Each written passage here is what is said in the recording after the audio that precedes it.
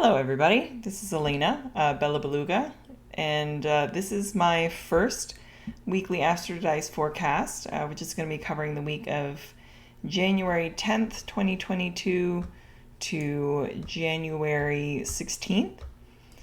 First of all, if you were seeing this video, that means that you're one of my Ko-fi supporters, so thank you so much for supporting me on Ko-fi. I really hope that these forecasts every week and the lunation forecasts, if you are subscribed for those, will be helpful for you in just contextualizing what your week will be like, giving you an insight to, as a friend of mine said, the dark matter, sort of the universe and of the choices and possibilities available to us. So, let me go ahead and roll these dice. I will introduce you first. If you've never seen astro-dice, these are all carved of amethyst, and each one has different symbols or numbers. So this one has the numbers 1 through 12 to represent all 12 houses of an astrological chart or a birth chart or a natal chart, whatever you want to call it. This one has all the signs of the zodiac on it. And this one has the sun and the moon and the north and south nodes of the moon and all of the planets. So let's roll these and give it a read.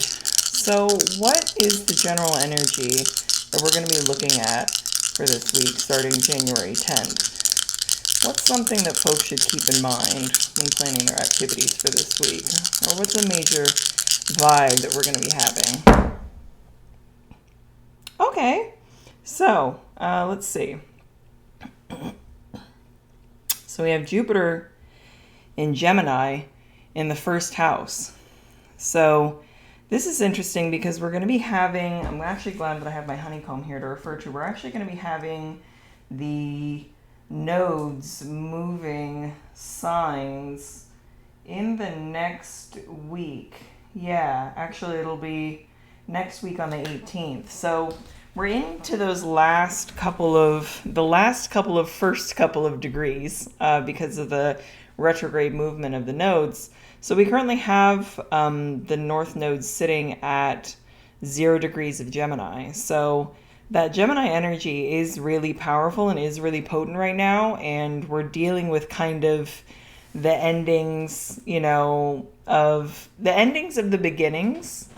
We've begun now and we've gotten some good traction going. And so now, it's up to us to kind of support that work moving forward. So we've got Jupiter here in Gemini in the first house. So we're leading with abundance.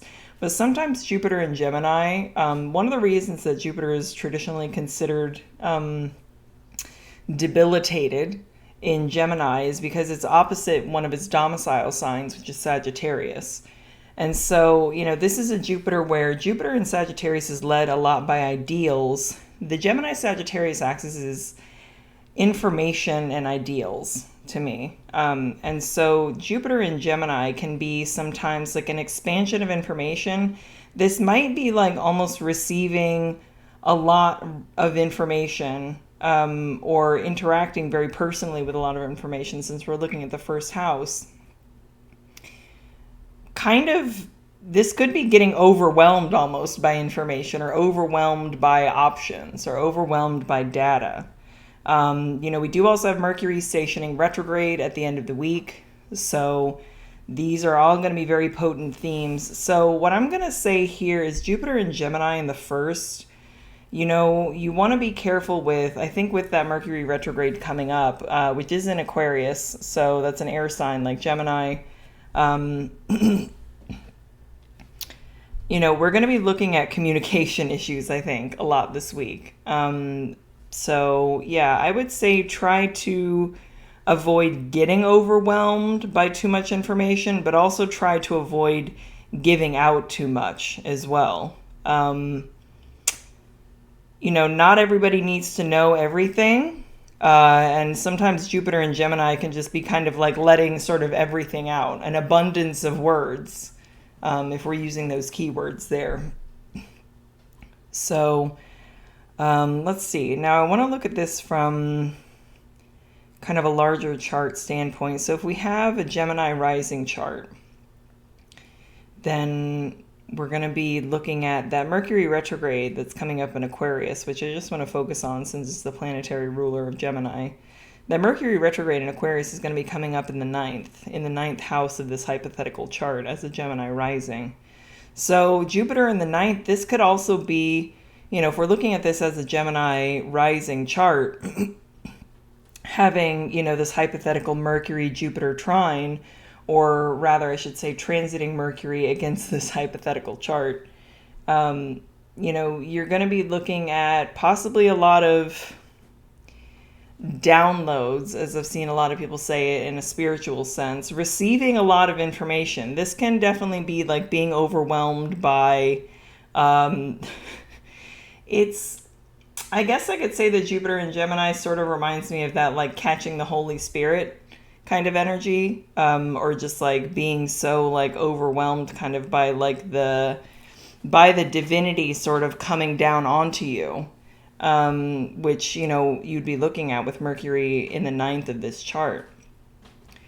So I think that there's going to be a lot of thinking this week, maybe even attempts at a lot of planning, but I would be cautious about not trying to like put too much out there all at once, because you don't want, if you give people a whole lot kind of right from the jump, it can be kind of overwhelming. So be meticulous, I think, about how you present yourself this week also is a thing. Again, avoid this overabundance possibly of information and of words, but be open again with that Mercury retrograde in Aquarius in the in the hypothetical ninth of this chart.